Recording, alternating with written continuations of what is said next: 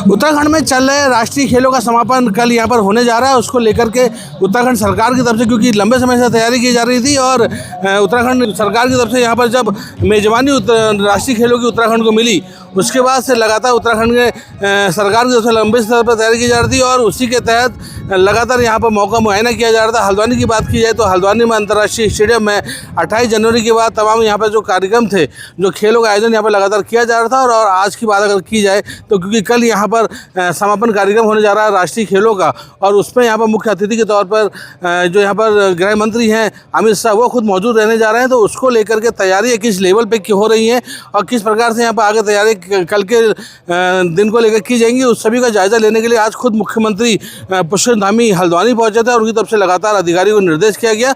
और अधिकारियों के द्वारा से यहाँ पर तमाम तरीके से कल जिस प्रकार से जो कार्यक्रम यहाँ रहेंगे उनको कहीं ना कहीं यहाँ पर जानकारी दी गई मुख्यमंत्री को। और लगातार बात की जाए तो मैं क्योंकि अभी हल्द्वानी के अंतर्राष्ट्रीय स्टेडियम में मौजूद हूँ और आप यहाँ देख सकते हैं तैयारियों का जायजे की अगर बात की जाए तो ये स्टेज यहाँ पर रहने जा रहा है। संकल्प से शिखर तक स्टेज यहाँ पर, इस स्टेज में तमाम जो कार्यक्रम है वो आयोजित किए जाएंगे और उत्तराखंड की प्रसिद्ध लोक नृत्यिका यहाँ पर श्वेता मेहरा भी इस कार्यक्रम में प्रतिभा करेंगी और तमाम तरीके से और कई अन्य यहाँ पर जो लोग हैं वो इस कार्यक्रम में रहेंगे। तो साफ तौर से बात की जाए तो उत्तराखंड के कल के दिन को यादगार बनाने के लिए, समापन दिवस को यादगार बनाने के लिए उत्तराखंड सरकार की तैयारी लंबे स्तर पर की जा रही थी। और जो यहाँ पर सीटिंग अरेंजमेंट है, क्योंकि हज़ारों की संख्या में लोग यहाँ पहुँचने जा रहे हैं, तो उनको यहाँ पर बाकायदा उनके लिए पास इशू किए गए हैं। और यहाँ पर साफ तौर से ये भी कहा गया है कि बगैर पास के एंट्री हल्द्वानी के अंतर्राष्ट्रीय स्टेडियम में एंट्री किसी की नहीं होगी। जो भी आए तो पास को लेकर के आए, बगैर पास के अगर कोई व्यक्ति आता है तो उसको स्टेडियम के अंदर एंट्री नहीं मिलेगी, क्योंकि हज़ारों की संख्या में लोग पहुंचेंगे। और रूट डाइवर्जन भी यहाँ पर किए गए हैं, क्योंकि अमित शाह पहुँचने जा रहे हैं और अमित शाह को देखने के लिए, क्योंकि लोग भी ललायत रहेंगे, तो एक रूट डाइवर्जन भी किया गया है। और यहाँ पर उनका जो रोड शो भी हो सकता है, तो तमाम तैयारी यहाँ लगातार की जा रही है हल्द्वानी स्टेडियम में। क्योंकि कल शाम 5 बजे अमित शाह खुद संबोधन करेंगे स्टेडियम में लोगों को, तो उसको लेकर भी तैयारी की जा रही है। खुद सुबह के मुख्यमंत्री ने जायज़ा लिया है और लगातार यहाँ पर जो रिहर्सल है अभी वो की जा रही है। आप देख सकते हैं जो स्टेज है, ये स्टेज को सजाया गया है, संवारा गया है और लगातार, क्योंकि उत्तराखंड सरकार का मकसद यही है कि समापन दिवस को यादगार बनाया जाए। और इस यादगार को बनाने के लिए जो तैयारी यहाँ पर बड़े स्तर पर की जा रही थी उसका जायजा कहीं ना कहीं मुख्यमंत्री पुष्कर धामी लेते हुए नजर आए। बहुत अच्छे तरीके से यहाँ पर की जा रही है और बहुत ही उत्साहपूर्ण एक माहौल है। और पूरे राज्य के अंदर ये 38वें राष्ट्रीय खेल आदरणीय प्रधानमंत्री नरेंद्र मोदी जी के हाथों से शुभारंभ हुए उसका, और उस दिन से लेकर 11 स्थानों पर ये प्रतियोगिताएं हमारी आयोजित की गई। आज भी कई जगह कार्यक्रम चल रहे हैं, कल भी चलेंगे और कल बहुत ही भव्य समापन समारोह होगा।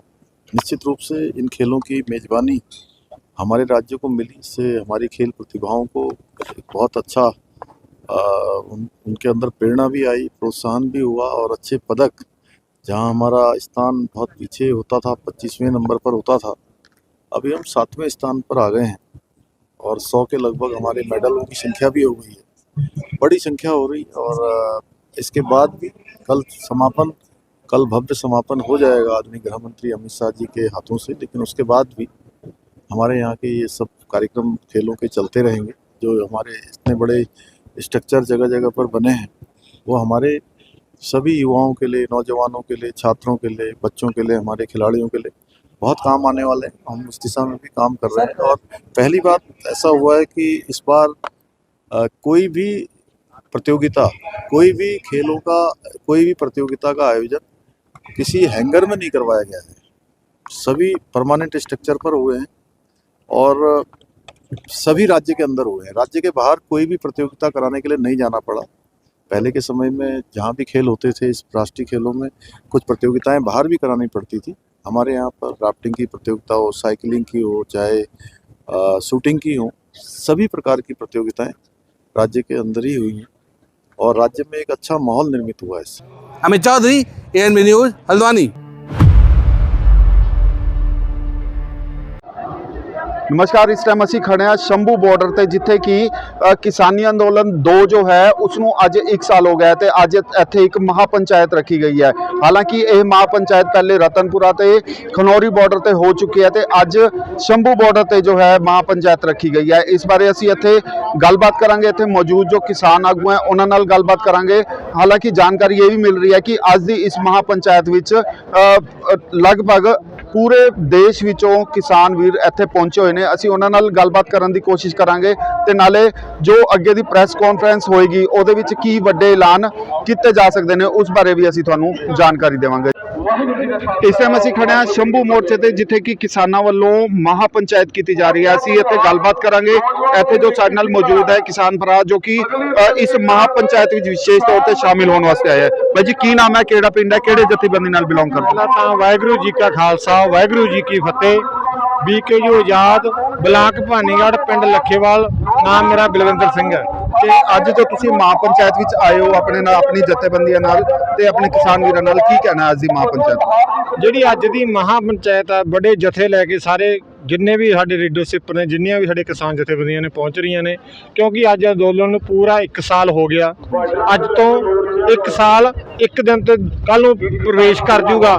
ਸਾਡੀਆਂ ਮੰਗਾਂ ਨੇ ਜਿਹੜੀਆਂ 12 ਮੰਗਾਂ ਤੇ ਅਸੀਂ ਲੜ ਰਹੇ ਹਾਂ, ਉਹ ਸਾਡੀ ਮੋਦੀ ਸਰਕਾਰ ਨੂੰ ਮਨਾਉਣ ਵਾਸਤੇ ਲੋਕਾਂ ਨੂੰ ਅਪੀਲ ਕਰਕੇ ਪ੍ਰੇਰ ਕੇ ਲੈ ਕੇ ਆਏ ਵੀ ਜੇ ਆਪਣੀ ਖੇਤੀ ਕਿੱਤਾ ਬਚਾਉਣਾ ਤਾਂ ਮੋਦੀ ਦੇ ਖਿਲਾਫ ਸਾਨੂੰ ਜੰਗ ਲੜਨੀ ਪਊਗੀ। ਇਹ ਮੋਰਚਿਆਂ ਨੂੰ ਤਕੜੇ ਕਰਨੇ ਪੈਣਗੇ, ਇੱਥੇ ਮਹਾਪੰਚਾਇਤਾਂ ਕਰਨੀਆਂ ਪੈਣਗੀਆਂ। ਤੇ ਜਿਸ ਤਰ੍ਹਾਂ ਕਿ ਕੱਲ ਵੀ ਮਹਾਪੰਚਾਇਤ ਹੋਈ ਖਨੌਰੀ ਚ, ਪਹਿਲੇ ਰਤਨਪੁਰਾ ਚ ਹੋਈ, ਅੱਜ ਸ਼ੰਭੂ ਬਾਰਡਰ ਤੇ ਹੋ ਰਹੀ ਹੈ, ਤਾਂ ਇਸ ਮਹਾਪੰਚਾਇਤਾਂ ਨੂੰ ਕਿੱਦਾਂ ਦੇਖਦੇ ਹੋ? ਇਸ ਦਾ ਕਿੰਨਾ ਕੁ ਅਸਰ ਪਏਗਾ ਕੱਲ ਦੀ ਜੋ ਸਰਕਾਰ ਨਾਲ ਮੀਟਿੰਗ ਰੱਖੀ ਗਈ? ਕਿਉਂਕਿ ਜਿਹੜੀ ਸਾਡੀ ਰਤਨਪੁਰਾ 11 ਤਰੀਕ ਦੀ, 12 ਤਰੀਕ ਦੀ ਖਨੌਰੀ ਬਾਰਡਰ, 13 ਦੀ ਸ਼ੰਭੂ ਤੇ, ਇਹ ਸਾਨੂੰ ਜਿਹੜੇ ਸਰਕਾਰ ਤੇ ਦਬਾਅ ਪਾਉਣ ਵਾਸਤੇ ਮਹਾਪੰਚਾਇਤਾਂ ਰੱਖੀਆਂ ਗਈਆਂ। ਇਹ ਮਹਾਪੰਚਾਇਤਾਂ ਨਾਲ ਜਦੋਂ ਇਕੱਠ ਵੱਧਦਾ ਤਾਂ ਕਹਿੰਦੇ ਇਕੱਠ ਲੋਹੇ ਦੀ ਲੱਠ ਹੁੰਦਾ। ਇਸ ਨਾਲ ਸਾਡੇ ਜਿੰਨੀ ਮੋਦੀ ਸਰਕਾਰ ਆ, ਸੈਂਟਰ ਸਰਕਾਰ ਤੇ ਅਸਰ ਤਾਂ ਪਊਗਾ। ਉੱਥੇ ਹੀ ਸਾਡੇ ਕਿਸਾਨ ਮਜ਼ਦੂਰ ਤੇ ਇਹਨਾਂ ਨੇ ਮੰਗਾਂ ਹੌਸਲਾ ਵੱਧ ਜਾਂਦਾ ਉਹਨਾਂ ਨਾਲ, ਤੇ ਉੱਥੇ ਸਾਡੇ ਧਰਨਿਆਂ ਨੂੰ ਮਜ਼ਬੂਤੀ ਮਿਲਦੀ ਹੈ। ਤੇ ਜਿਹੜੀਆਂ ਸਾਡੀਆਂ ਮੰਗਾਂ ਨੇ ਉਹ ਮਨਾ ਕੇ ਰਹਾਂਗੇ ਜਦ ਤੱਕ ਧਰਨਾ ਸਾਡੀਆਂ ਪੂਰਤਾ ਨਹੀਂ ਹੁੰਦੀ, ਕਰਜ਼ਾ ਕਾਨੂੰਨ ਨਹੀਂ ਬਣਦਾ, MSP ਨਹੀਂ ਮਿਲਦੀ, ਸਾਡੇ ਕਰਜ਼ੇ ਕਿਸਾਨਾਂ ਤੇ ਮਜ਼ਦੂਰਾਂ ਦਾ ਕਰਜ਼ਾ ਮਾਫ ਨਹੀਂ, ਉਦੋਂ ਤੱਕ ਇਹ ਧਰਨਾ ਲਗਾਤਾਰ ਚੱਲਦਾ ਰਹੂਗਾ। ਅਸੀਂ ਆਈ ਬਾਰਡਰਾਂ ਤੇ ਮਹਾਪੰਚਾਇਤਾਂ ਇਕੱਠੇ ਕਰਕੇ ਕਿਸਾਨਾਂ ਨੂੰ ਜਾਗਰੂਕ ਕਰਦੇ ਰਹਾਂਗੇ। Jatinder Lucky, Shambhu border, ANB news, Rajpura. Delhi में बीजेपी आई और पावर कट लेके आई। यहाँ पर जिस तरीके से आम आदमी पार्टी अब भाजपा के ऊपर आरोप लगाती हुई नजर आ रही है, ये कहा जा रहा है कि दिल्ली के अंदर जैसे ही बीजेपी आई है वैसे वैसे बड़े बड़े कट जो है, पावर कट जो है वो लगते हुए नजर आ रहे हैं। आज दिल्ली के मुख्यमंत्री यानी कि पूर्व मुख्यमंत्री आतिशी की तरफ से प्रेस वार्ता की गई है और जिसके अंदर ये कहा जा रहा है कि दिल्ली के अंदर बड़े बड़े पावर कट जो है वो लग रहे हैं और इसी को लेकर डाटा भी आतिशी के द्वारा पेश किया गया है। 1 घंटे से लेकर 6 घंटे तक के पावर कट जो है भाजपा के द्वारा लगाए जा रहे हैं और आम आदमी पार्टी के द्वारा ये कहा गया है कि आम आदमी पार्टी की जब दिल्ली के अंदर सरकार थी तब कहीं ना कहीं पावर कट जो थे वो नहीं लगते थे और बिजली कंपनियों को फ़ायदा ज़्यादा नहीं हो पाता था। मगर अब भाजपा जब दिल्ली के अंदर आ चुकी है और इसी को लेकर आम आदमी पार्टी अब लगातार उनके ऊपर आरोप लगा रही है कि दिल्ली के अंदर जैसे ही भाजपा आई है वैसे ही बड़े बड़े पावर कट जो है वो लगाए जा रहे हैं, जिसकी वजह से आम जनता को परेशानियाँ जो है वो होती नजर आ रही है। और यहाँ तक कि जो 200 यूनिट फ्री बिजली दी जा रही थी अब उसको भी बंद करने का आरोप जो है आम आदमी पार्टी की तरफ से लगाया जा रहा है। अब देखना होगा जिस तरीके से आम आदमी पार्टी भाजपा के ऊपर आरोप लगा रही है और भाजपा दिल्ली विधानसभा चुनाव से पहले ही कहीं ना कहीं ये कहती नजर आती है कि 300 यूनिट फ्री बिजली जो है वो दी जाएगी और यहाँ तक कि पावर कट जो है वो नहीं लगेंगे। मगर जिस तरीके के आंकड़े आतिशी के द्वारा प्रेस वार्ता के अंदर रखे गए हैं कि पूरी दिल्ली के अंदर कलका जी की बात करें या फिर संगम बिहार की बात करें या फिर मलकागंज की बात करें या फिर दिल्ली के आनंद पर्वत की बात करें, तमाम जगहों का डाटा रखा गया है। यहाँ तक कि ये कहा गया है एक से घंटे से लेकर 6 घंटे का पावर कट जो है वो लग रहा है। मगर अब इसको लेकर लगातार विवाद जो है वो छिड़ता नजर आ रहा है। अब देखना होगा कि वाकई में ही दिल्ली के अंदर पावर कट लगाए जा रहे हैं या फिर झूठे आरोप जो है भाजपा के ऊपर लगाए जा रहे हैं आम आदमी पार्टी के द्वारा। मगर यहाँ पर जिस तरीके से पावर कट लग रहे हैं उसको बात तो कहीं ना कहीं सियासत जो है दिल्ली के अंदर और बढ़ती हुई नजर आ रही है। कैमरा पर्सन इरफान खान के साथ राजीव कुमार तिवारी, ANB न्यूज़, दिल्ली। हरदोई के अतरौली थाना क्षेत्र में एक भीषण सड़क हादसा हुआ जिसमें हाई स्कूल में पढ़ने वाली एक छात्रा की मौत हो गई जबकि दूसरी छात्रा गंभीर रूप से घायल है। हादसा तब हुआ जब दोनों छात्राएं इटौंजा स्थित एक स्कूल में साइकिल से पढ़ने के लिए जा रही थी। एक तेज रफ्तार से मारुति ओमनी कार ने दोनों को रौंद दिया और एक छात्रा को रौंदते हुए उसको 5 मीटर तक घसीटते हुए ले गया और सड़क किनारे खड़े पेड़ से टकरा गया। इस हादसे में पेड़ और कार के बीच दबकर छात्रा की मौत हो गई जबकि जो दूसरी छात्रा है वो गंभीर है जिसका इलाज लखनऊ में चल रहा है। फिलहाल हादसे के बाद पूरे मामले की सूचना पाकर ग्रामीणों की भीड़ वहां पर एकत्र हो गई। पुलिस भी मौके पर पहुंची। पुलिस ने वाहन को कब्जे में ले लिया है। वाहन चालक मौके से भाग निकला, लेकिन जिस तरह से दर्दनाक हादसा हुआ है, 5 मीटर तक छात्रा को घसीटते हुए कार ले गई है, ऐसे में जिसने भी इस हादसे को देखा है और सुना है उसके रोंगटे खड़े हो गए। फिलहाल पुलिस पूरे मामले की जाँच पड़ताल में जुट गई है। सीओ संडीला का कहना है कि मुकदमा दर्ज कर लिया गया और पूरे मामले में आवश्यक विधिक कार्रवाई की जा रही है।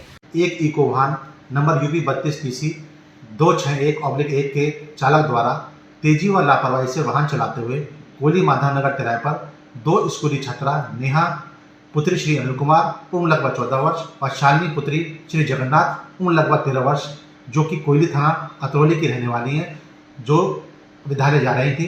दोनों स्कूली छात्राओं को टक्कर मार दी जिससे नेहा की मौके पर मृत्यु हो गई और शालिनी गंभीर रूप से घायल हो गई, जिसे उपचार हेतु ट्रॉमा सेंटर लखनऊ भेजा गया।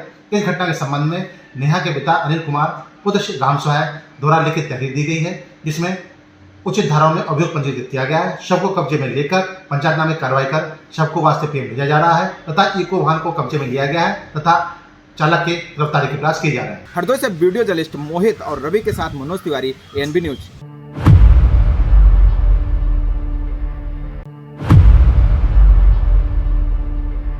जैसे जैसे बिहार में विधानसभा चुनाव नज़दीक आ रहे हैं वैसे वैसे आपको बता दें कि यहाँ पे बिहार में आरोप प्रत्यारोप का दौर तेज होता चला जा रहा है। कभी लालू प्रसाद यादव के बेहद करीबी माने जाने वाले उनके साले सुभाष यादव ने आज लालू यादव पे कई गंभीर आरोप लगाए हैं। जैसा कि पहले तो NDA के नेता लोग कहते रहते थे कि 2005 से पहले बिहार में जंगल राज था, लेकिन आज लालू प्रसाद के बेहद करीबी उनके साले सुभाष यादव ने यह आरोप लगाया है कि किस तरीके से बिहार में अपहरण उद्योग चलता था और उसके बाद किस तरीके से उनकी बेटी मीसा भारती की जो शादी हुई थी उसमें गाड़ियां उठाई गई थी। इस तरह के और कई तरह के गंभीर आरोप सुभाष यादव ने आज लालू प्रसाद के यादव और उनके परिवार पर लगाया है।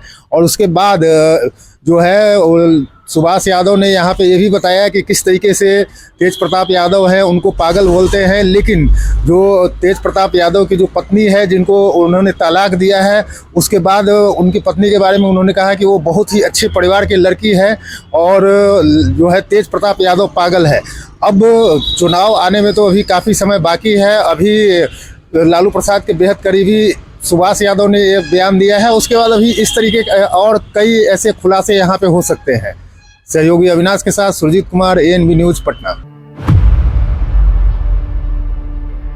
अगर चंडीगढ़ के तापमान की बात की जाए तो तापमान में दिन प्रतिदिन जो है गिरावट देखने को मिल रही है। वहीं अगर आज की बात की जाए तो आज 1.5 डिग्री के आसपास जो है तापमान में गिरावट देखने को मिली है। अगर मौसम विभाग की बात की जाए तो मौसम विभाग का साफ तौर पे कहना है कि आने वाले दिनों में गर्मी का जो है लोगों को सामना करना पड़ेगा। वहीं अगर दिन के मौसम की बात की जाए तो दिन के समय तो ज़रूर गर्मी जो है देखने को मिलती है। वहीं अगर हम रात की बात करें तो रात में ठंड जो है ज़रूर है। साथ ही अगर हिमाचल की बात करें, हिमाचल में जिस तरह से बीते दिनी बर्फ़बारी हुई थी और बर्फ़बारी जिस तरह से पिघल रही है उसका भी असर जो है बताया जा रहा है, जिस वजह से दिन के और रात के तापमान में जो है गिरावट देखने को मिल रही है। वहीं अगर हम दिन दोपहर की बात करें तो दोपहर में जो है तापमान में काफ़ी ज़्यादा जो है बढ़ोतरी जो है दिन प्रतिदिन दिखाई दे रही है, जिसके चलते अगर हम बात करें तो लोगों को जो है जल्द ही जो है गर्मी का सामना करना पड़ेगा। और वहीं अगर हम बात करें मार्च के महीने की तो मार्च के महीने में जिस तरह से होली भी है तो अक्सर देखने को मिलता था होली के अवसर पर कि लोग जो हैं स्वेटर्स पहन के ही जो है होली जो है बनाते थे। मगर इस बार की अगर हम बात करें तो गर्मी जो है वक्त से पहले आ रही है और मौसम विभाग का भी साफ तौर पे कहना है कि इसका कारण वेस्टर्न डिस्टर्बेंस बताया जा रहा है। चंडीगढ़ से कैमरा पर्सन विजय के साथ ANB न्यूज के लिए अमित सेठी की रिपोर्ट। उत्तराखंड में सरकार कड़ा भू कानून लाने की पूरी तैयारी कर रही है और जिस तरह से मुख्यमंत्री पुष्कर सिंह धामी ने साफ किया है कि इस बार के जो बजट सत्र है उसमें जो है भू कानून लाया जाएगा, तो ऐसे में जो है बीजेपी का प्रदेश अध्यक्ष और राज्यसभा सांसद महेंद्र प्रसाद भट्ट ने भी साफ किया है कि राज्य के लिए जो है कड़ा भू कानून लाने की सरकार तैयारी कर रही है। और अभी तक जितनी भी ज़मीनें थी वो सरकार में निहित की जाएगी, क्योंकि जिलाधिकारी की रिपोर्ट भी लगभग पूरी हो चुकी है और उसके लिए राज्य सरकार भी लगातार तैयारियां कर रही है। ऐसे में जो ज़मीनें खुर्द-बुर्द की जा रही हैं या फिर जो ज़मीनों की बंदरबांट की जा रही है उसको लेकर राज्य सरकार गंभीर है। मुख्यमंत्री पुष्कर सिंह धामी ने भी लगातार जो है अधिकारियों को दिशा निर्देश जारी किए हुए हैं और उन्होंने साफ तौर पर कहा है कि जो सरकारी ज़मीनें हैं जिनका मिसयूज़ हो रहा है, अब सरकार जो है उन पर कड़े फैसले लेने के साथ साथ सरकार जो है राज्य के अंदर भू कानून बजट सत्र में लाने के लिए पूरी तरह से तैयार है। सभी औपचारिकताएं जो है वो पूरी हो चुकी हैं और महेंद्र प्रसाद भट्ट ने भी साफ किया है कि सभी सरकारी ज़मीनें जो है अब सरकार निहित करने जा रही है।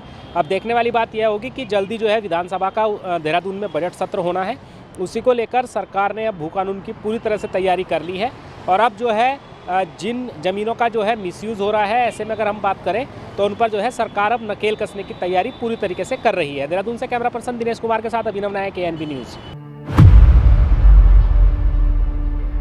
कानपुर के सुपारी माफिया नवीन कुरैले लगातार आयकर विभाग के जकड़ पर हैं। आपको बता दें आज दूसरा दिन है, दूसरे दिन भी आयकर विभाग की कार्रवाई उनके घरों में चल रही है, ठिकानों में चल रही है। लगातार दूसरे दिन भी कम से कम 200 कर्मचारी वहां पर मौजूद हैं। अभी भी इतनी संपत्ति है निकली है कि 200 से ज्यादा कर्मचारी अभी भी समेट नहीं पाए हैं। आपको बता दें कानपुर हो या कन्नौज हो, दोनों जगह छापेमारी की गई है आयकर विभाग की। ये एक सोची और समझी साजिश के तहत उन्होंने एक गोफिया तंत्र बनाकर उनके यहाँ छापेमारी की गई है। आपको बताते चले SNK पान मसाला जो है लोगों द्वारा 2.5 रुपए 5 रुपए का 2 मिलते हैं जो कि इनके द्वारा बनाए जाते हैं। लगभग अगर प्रतिदिन एक व्यक्ति 10 पुड़िया भी खाता है तो समझ लीजिए कितनी इनकम होती है। और साल का समझो तो कम से कम करोड़ों अरबों की संपत्ति महीने में टर्नओवर है इनका। अब देखना है आयकर विभाग किस तरह से इस पर कार्रवाई करता है और कितनी संपत्ति निकलती है, ये तो सोच नहीं सकते आप। लेकिन जो आयकर विभाग लगातार आज दूसरा दिन है और लगभग 200 कर्मचारी हैं, 200 कर्मचारी द्वारा उनके यहाँ छापेमारी की कार्रवाई अभी भी कर रही है। लगभग कई 24 घंटे होने वाले हैं जिस तरह से उनकी कार्रवाई चल रही है। मुझे अंदाजा नहीं लगा सकते कितने करोड़ों की संपत्ति उनके पास होगी। काफी ज्यादा कई चीजें सामने आई हैं जो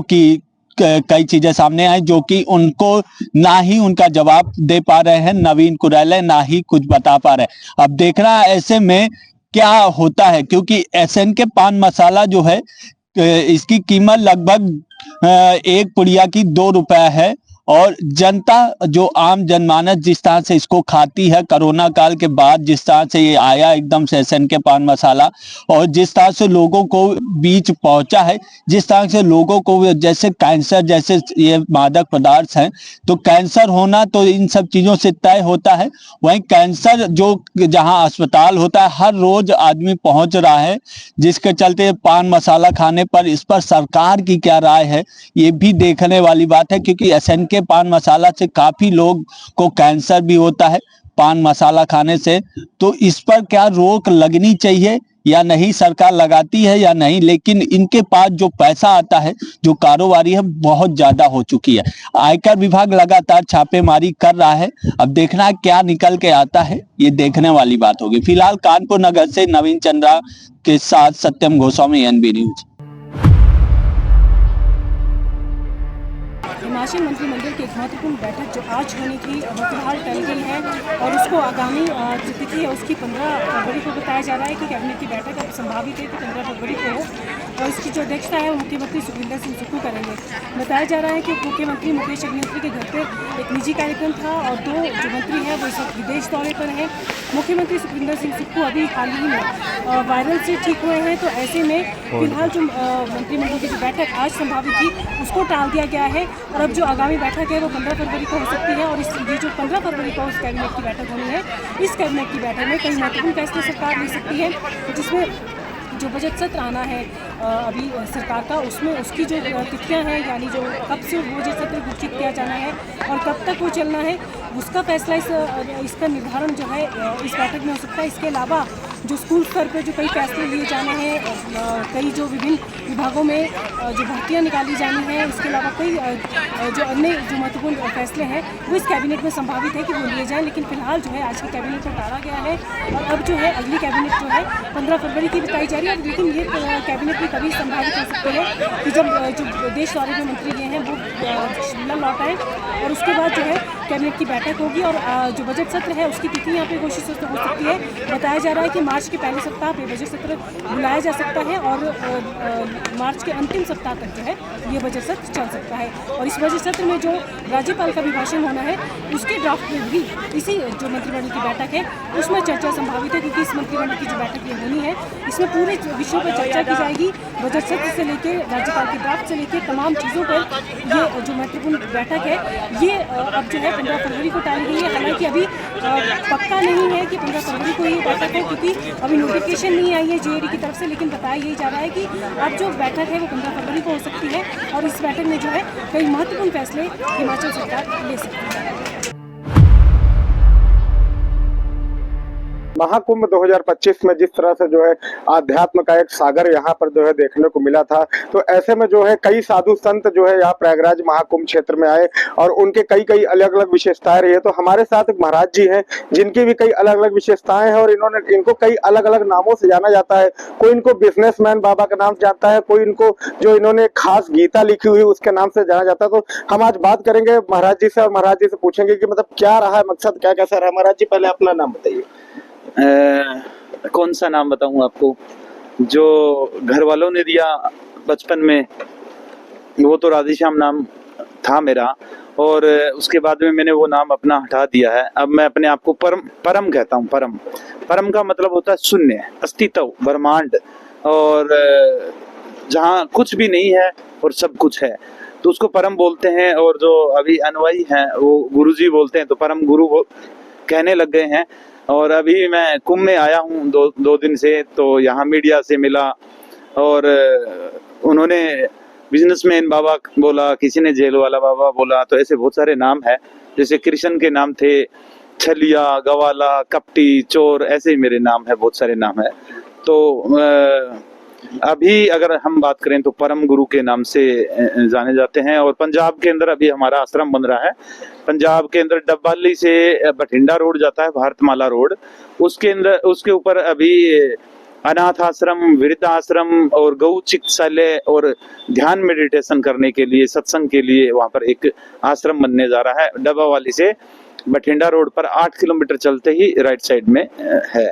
तो अभी कुंभ में आए हुए हैं, बड़ा आनंद आ रहा है। आपने एक गीता लिखी हुई है, तो कहा जा रहा है कि ये जो गीता है ये आपके अपने शब्दों में है, तो इसके बारे में कुछ थोड़ा सा बताइए कि मतलब ये गीता क्या है, मतलब इसमें कैसे शामिल। देखो, गीता समझना बड़ी दूर की बात है। गीता के शब्द समझ में नहीं आते। जैसे अंतःकरण को वश में करो, आसक्ति रहित हो जाओ, तो ऐसे मैंने गीता को शुरू में 500 बार पढ़ा। तो मैंने कहा अब अंतःकरण को शुद्ध कैसे करूं? अंतःकरण पहले होना क्या है, पहले ये आज की पीढ़ी जानती नहीं है। तो आज की पीढ़ी को इसको आसक्ति रहित हो जा, यानी इच्छाओं से रहित होना, आसक्ति रहित होता है। तो इसको आज की लैंग्वेज में लिखा गया है और इसमें बहुत सारी विशेषताएं हैं। आप गीता परम रहस्यम को लिखने में 5 साल लगे। गीता परम रहस्यम के एक शब्द को आज की आम बोलचाल में, और हम इसको कहीं से बीच में से खोलेंगे, कहीं से रैंडमली खोलेंगे ऐसे, और यहाँ से पढ़ेंगे। सिर्फ ज्ञान ही मनुष्य को पवित्र कर सकता है, ये निकला है, यहाँ पर खुला है। अब देखिए, पवित्र करने के लिए लोग पवित्र, अब पाप धोने के लिए लोग अभी कुंभ में भी आए हैं। आपको पता है कि पीछे जन्मों जन्मों के पाप धुल जाए, लेकिन पाप शरीर नहीं करता, पाप करता है मन। और शरीर तो उसका एक उपकरण है, उससे पाप करवा लेता है। तो पाप करने वाला क्या कौन है? मन है। तो जितने भी श्रद्धालु आए हुए हैं, मैं भी अभी जाके आया था यहाँ पर, तो मैंने सबको बोला था कि आप यहाँ पर खाली शरीर धो के मत चले जाना, अपने भीतर मन है ना, उस मन को भी धो के जाना। और मन को धोने के लिए अपने अहंकार को छोड़ना होता है। कि हे ईश्वर मैं नहीं, अब तू ही है, और मैं तो मेरा कोई मर्जी नहीं है, ना मेरी मर्जी से जन्म हुआ मैं, ना मेरी मर्जी से जीवन को जी रहा हूँ, ना ही मेरी मर्जी से मृत्यु आएगी। सब कुछ मेरी नहीं तेरी ही मर्जी है। तो तेरी मर्जी है तो मैं अब तक के जितने भी पाप है वो मैंने नासमझी और नादानी में कर दिए, मुझे क्षमा करना, और अपने ऐसे भाव से डुबकी लगाना तो बाहर और भीतर से शुद्ध होकर जाए।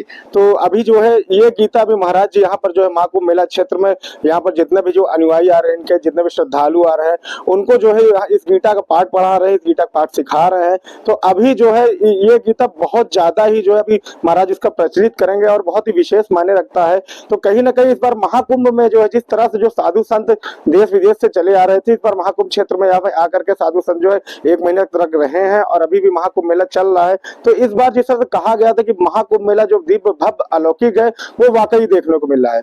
एनबी न्यूज के लिए अखिलेश सिंह, प्रयागराज। छत्तीसगढ़ के जांजगीर चांपा जिले के सीरी नारायण मेले में दर्जन भर से अधिक लोगों ने मिलकर एक युवक की हत्या कर दी। बताया जा रहा है कि मामूली बात पर धक्का मुक्की को लेकर विवाद इतना हो गया कि जिसके बाद आरोपियों ने बेरहमी से युवकों की पिटाई कर दी। इसके बाद चाकू से ताबड़तोड़ हमला कर दिया, जिसमें एक युवक की मौके पर ही मौत हो गई। पुलिस से मिली जानकारी के अनुसार बलौदाबाजार जिले के मोहतारा गांव का रहने वाला युवक दिनेश वर्मा अपने छोटे भाई के साथ सीरी नारायण मेला घूमने आया था।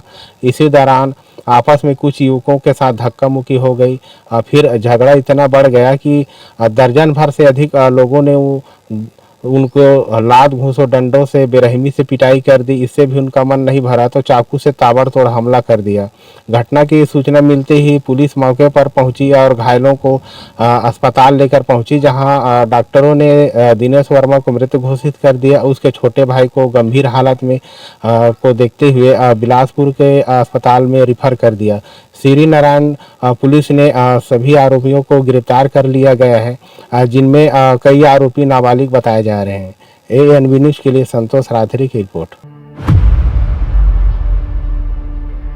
पिछले दिनों मोकामा के पचमहला थाना क्षेत्र में अनंत सिंह और सोनू मोनू गिरोह के बीच भारी गोलीबारी हुई थी, जिसमें दर्जनों राउंड गोली चली थी इसी गांव में, पचमहला थाना क्षेत्र में। और यहां से पुलिस ने 1.5 दर्जन के आसपास खोखे भी जब्त किए थे। इस मामले में अनंत सिंह और सोनू सिंह ने पहले ही सरेंडर कर दिया था। अन्य जो फरार अभियुक्त हैं उनकी गिरफ्तारी के लिए पुलिस लगातार प्रयास में थी। छापेमारी अभियान चलाया जा रहा था, एसटीएफ भी प्रयासरत थी। इसके बावजूद मोनू सिंह पुलिस के हाथ नहीं आया। अन्य आरोपियों में मोनू सिंह, सौरभ सिंह और कन्हैया सिंह की तलाश पुलिस तेजी से कर रही है। लेकिन आज ढोल बाजे गाजे के साथ न्यायिक आदेश के इम्प्लीमेंटेशन के लिए पुलिस एएसपी बार राकेश कुमार के नेतृत्व में मोनू सिंह के घर पहुंची, वहां इश्तेहार चिपकाया, जहां उन्हें पुलिस को व्यापक विरोध का सामना करना पड़ा। मोनू सिंह की बहन का कहना था कि ये घर उसके दादा ने उसे दिया है और ये घर उसने बनवाया है, जमीन दादा ने उसे दान दे रखा है, यहाँ मोनू सिंह का कुछ भी नहीं है। इस बाबत सिर्फ नहीं वहां विरोध हुआ, बल्कि सौरभ कुमार जो एक दूसरा आरोपी है, उसके घर भी नौरंगा में जब पुलिस ने इश्तेहार चिपकाया, उस दौरान भी ग्रामीण मुखर विरोध करने लगे। पुलिस के निकलते ही ग्रामीणों का विरोध शुरू हो गया और ग्रामीणों ने बताया कि ये जो है कंबाइन घर है, यहाँ पुलिस कैसे कुर्की कर सकती है। पुलिस से जब हमने इस बाबत पूछताछ की, जब हमने एएसपी राकेश कुमार से इस बाबत प्रश्न किया, तो उन्होंने बताया कि अक्सर जो पुलिसकर्मी इस तरह के मामलों में कुर्की की जब कार्रवाई करते हैं, इश्तेहार जब चिपकाते हैं, तो ये तकनीकी तौर पर अपराधियों के द्वारा, बदमाशों के द्वारा, आरोपियों के द्वारा ये तकनीक अपनाया जाता है। वो ये कहकर बचाने का संपत्तियों को प्रयास करते हैं कि ये जमीन, ये प्रॉपर्टी जो है उनके नाम पर नहीं है, किसी अन्य के नाम पर है। लेकिन घटना स्थल जो है वही था, इसलिए हमने वहां इश्तेहार चिपकाया, ये कहना था एएसपी राकेश कुमार का। और इन विरोधों के बीच आज एएसपी ने अपने कई थानों को साथ लेकर घटना स्थल पर जाकर गाजे बाजे के साथ 2 आरोपियों के घर, मोनू सिंह और सौरभ सिंह के घर इश्तेहार चिपका दिया है। कैमरा पर्सन राम प्रकाश के साथ रविशंकर, एएनबी न्यूज। उत्तर प्रदेश के जिला गाजियाबाद में आज एक बड़ी लूट हुई है। आपको बताते चले कि पेट्रोल पंप कर्मचारी से लूट हुई है। आपको बताते चले कि जब पेट्रोल पंप के कर्मचारी अपने स्कूटरी पे पैसा जमा कराने जा रहे थे, वहीं उनका पीछा कर रहे बदमाशों ने उनको गन पॉइंट पर रख कर उनसे लूट की है। जो पेट्रोल पंप के मालिक है उन्होंने 10,70,000 की लूट की लिखित में गाजियाबाद पुलिस को शिकायत की है। आपको बताते चले कि जैसे ही इसकी सूचना मीडिया और पुलिस को मिली तो जिले में हड़कंप मच गया और सभी व्यापारी दहशत में आ गए। इसका तुरंत डीसीपी ने बयान जारी करते हुए कहा कि इसके लिए 3 टीमें गठित कर दी है और 10,70,000 की लूट बताई गई है। अब जल्द से जल्द इसका खुलासा कर दिया जाएगा। अब देखने वाली बात यह होगी कि गाजियाबाद की पुलिस इसको कब तक इस लूट का खुलासा कर पाएगी। गाजियाबाद से कैमरा पर्सन राहुल के साथ मैं प्रवीण अरोड़ा, ANB न्यूज गाजियाबाद।